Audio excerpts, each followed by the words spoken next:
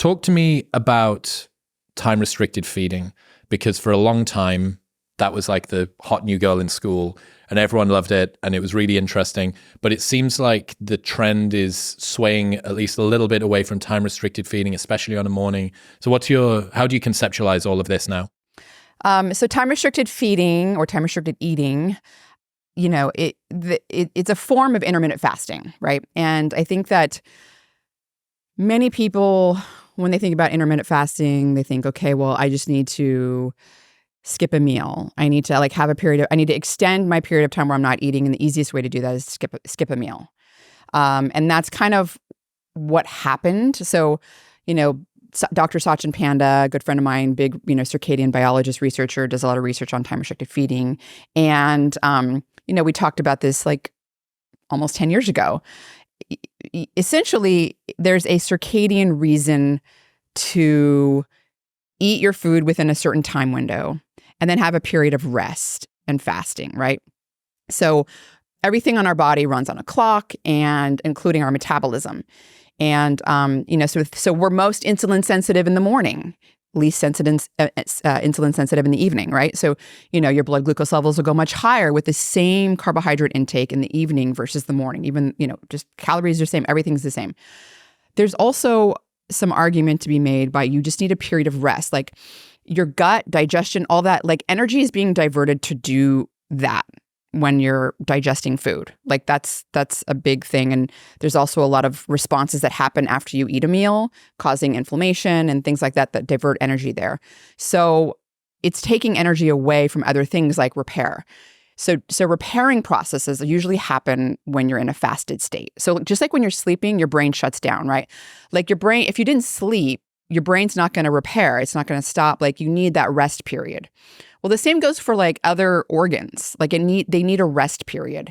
And so it's really important to have that rest period, right? So the longer the rest period is, the better in terms of like having enough energy to like do those repair processes. Things like that require energy. And there's also, other reasons as well. But generally speaking, there's an argument why it's good to have a rest period, a fasting period, right? And does it need to be 16 hours?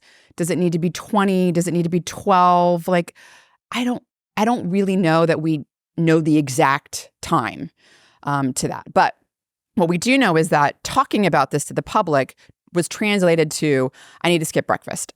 That was like the take home was, okay, I need to do eat my food within 8 hours and do a 16-hour fast. And the way I'm going to do that is I'm going to skip breakfast and extend my fasting lunch period. At 12, have dinner at 8, graze between then, and that was it's hands off. Exactly. And that was kind of the take home, the practical implication there that everyone started doing.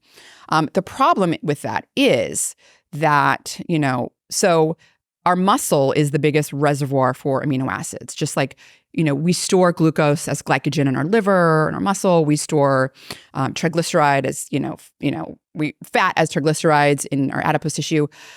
We don't really store we don't really store amino acids, but you can kind of think of the muscle as a reservoir for it, because when we have a period of basically we're not getting an intake of amino acids, we need it. We need amino acids to survive. Like we need them.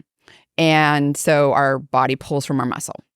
So in the morning, if you think about it, what's the longest period you go without having amino acids? Well, it's when you're sleeping. So breakfast is actually really important. It's important to get protein, amino acids in that first meal, because if you extend that fasting period by skipping breakfast, your body is going to be like, I need protein. I got to make a bunch of proteins to like have my heart beat and my kidneys function, right? So it's going to pull amino acids out of your muscle. And so that can cause muscle atrophy, particularly if you're not doing resistance training. So amino acid is one way to stimulate muscle protein synthesis. The other way to do it would be resistance training. So there have been studies done, like, for example, women that are doing time-restricted feeding, they will not lose muscle mass if they're doing resistance training. So does it mitigate the gains of resistance training by doing that? It mitigates the atrophy. So it's mitigating.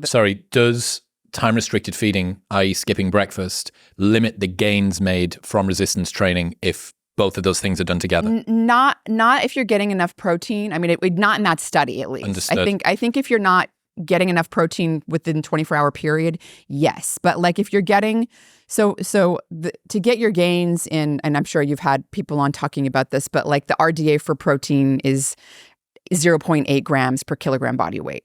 And that was like determined like forever ago when we were using older techniques. We, as in scientists, not me, because I haven't personally done this experiment, but the scientific community was using techniques that underestimated amino acid losses. So these committees were set up to determine, okay, how much amino acids, what quantity of amino acids do we lose every day?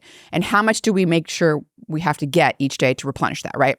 And so those losses were underestimated. In other words, we're losing more than they thought.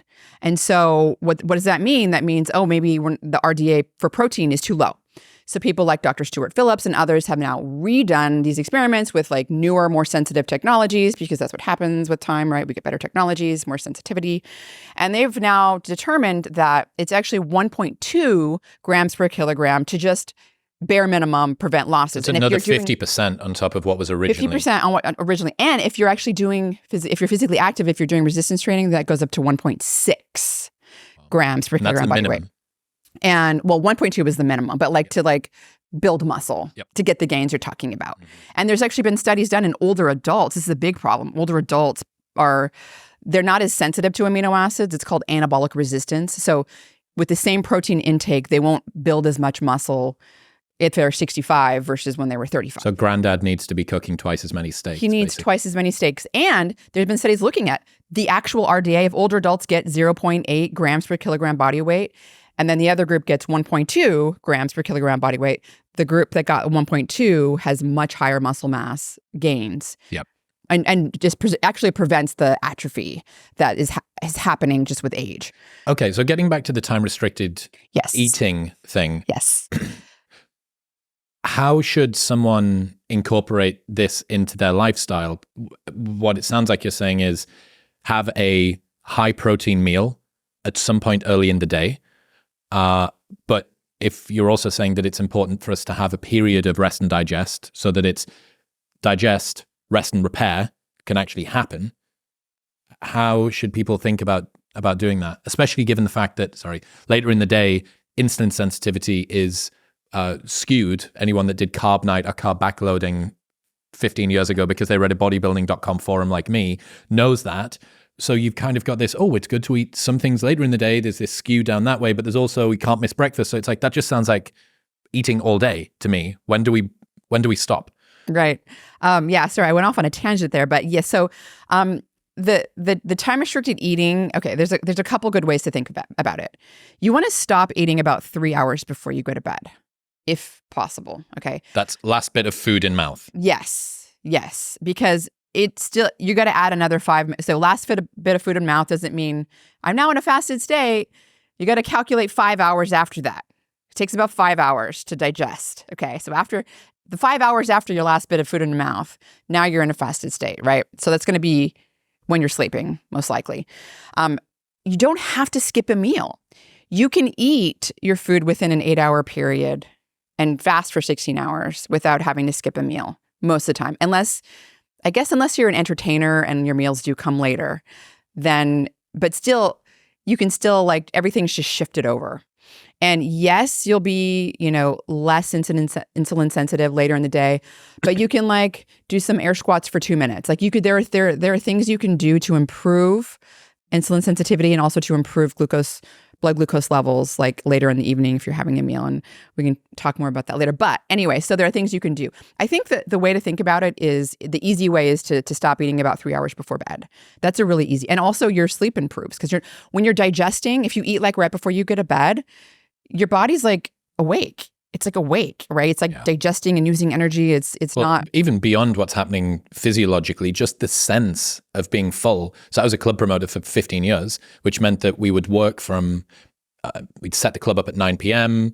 and we'd finish at 2 in the morning, and I'd get back and the food that I'd prepped that morning, the day before's morning, would be there waiting for me. Haven't eaten in 6 hours, 7 hours, something like that. Okay, so I'll get in and I'll eat. But just the discomfort of having a lot of food in you Like even that sucks, Right. right? And the other thing is with thinking about it, I think a lot of people got all like, in a tizzy over the fact that like if you looked at the time restricted feeding and the weight loss, a lot of the weight loss was due to caloric restriction because people were just actually eating less. They were skipping meals. And it's like, yeah. So a lot of weight loss, I mean, when it comes to weight loss, like calories in, calories out matter, like energy balance, right? So that's important. I think that's where a lot of people were like, oh, time restricted eating doesn't matter because it's all about caloric restriction. And it's like, well, yeah, if you're looking at what endpoint are you looking at? Are you trying to lose weight? Then caloric restriction, like you should be not eating. Get there however you want. Right. And most people that are like obese, even overweight, they can actually fast and not lose as much muscle. Like some people will go on a fast or do, limit they'll skip meals basically. And they can lose like up to 30% of their weight will come from muscle. So, That's crazy. It's crazy unless you do resistance training. Or resistance training is important. Which will mitigate that. Which will mitigate presumably only if you're having sufficient protein outside of that intermittent fasting window? Not necessarily. That will help you gain more, but like mitigating the atrophy because You've got the stimulus. You got the stimulus. Okay. What would you suggest as a good selection of breakfasts that people could have that kind of meet the criteria that you're talking about here? What would be some of the things? Right? Eggs would be like 4, depending on your body weight. If you're a dude, you're probably gonna have more like 5 eggs. Scrambled eggs are great. It's got the protein, and eggs are really high, and they have like lutein and choline in them. I mean, choline's important for brain function. Lutein, it's much higher in greens like kale, but there's some in at least pasture-raised eggs, the non-conventional eggs or whatever they're called. Those are terrible. But what is that? Just to interject there, what is there to know about eggs? How do you select your eggs? Pasture-raised, because you want them to eat like grass and stuff, the chickens, because they're getting like lutein from the greens, and lutein is really important for brain function and eye function. I would love to talk about that more when we talk about cognitive function, because there's not enough lutein in an egg to substitute what's done in clinical studies, but there is in kale. So, but still, it's good to get a source of it. So I think eggs is a really good source of protein for breakfast because it's very nutrient dense with the choline as well. Choline's really high in egg yolk. Bacon and eggs, steak and eggs. Yeah, I mean, like whatever your jam is, like for the protein, bacon and eggs, steak and eggs. I like to also have some smoked salmon and eggs, so like my omega-3s. What about the people who are training first thing in the morning? Let's say that they've got to get to work. They're part of they're the 6 a.m. CrossFit crowd. They're not going to be up at 4:30 doing their scrambled eggs so that they can digest it in time to go do Fran. They're going to probably do a protein shake, like whey protein. So you would still, even for the people that are up early and then go and train, it's such a high priority that you would still suggest consuming some protein prior to working out. It's hard to get 1.6, and then so Stuart Phillips likes to use this analogy. I'll give him credit for it, like where you're squeezing the last drops out of the cloth. Like for people that are like really trying to gain muscle mass, like it's like really their thing, you can go like up to like 2. You're getting like 2 grams per kilogram body weight. And so, I mean, there are some people that like, so if you're really trying to like gain that muscle, you do pretty much 1 gram per pound. You do. Yeah, you do need, unless you're just going to eat like, lunch and dinner and lots of protein, but it's really not that, it's hard to get that much protein. We had this rule at uni, which was no one flukes 1 gram per pound of body weight. No one accidentally goes through their day and looks back at the macros they've eaten and goes, I hit 180 grams of protein without thinking. Like it has to be conscious. Yeah, There's no casual diet, unless you went to an all-you-can-eat buffet.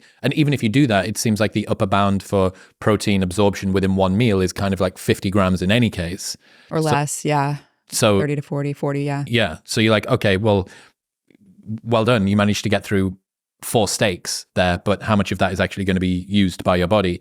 Right. So, yeah, that's an interesting one. I found it fascinating kind of observing this intermittent fasting we still need to do this, but we need to integrate it, but we need to front load the protein earlier in the day, and also to just alleviate the protein debt that your 1.6 per kilo of body weight needs to hit by the end of the day.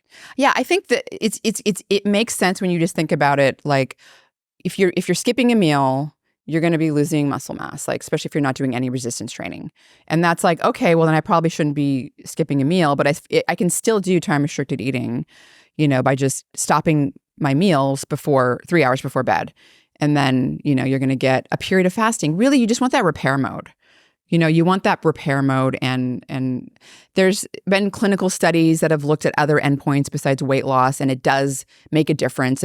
There's improvements in things like blood pressure, for example, things like that. But I don't know that you're going to get the repair. Like there's animal studies mechanistically looking at that. I don't know that we're going to get that in human data on that. It's going to be hard to do. Not impossible, but it's definitely going to cost money to get a clinical trial doing that sort of work. This episode is brought to you by Momentous. You might have heard me say that I took my testosterone from 495 to 1006, and 2 of the supplements I used throughout that were Fidoja agrestis and Tongkat Ali.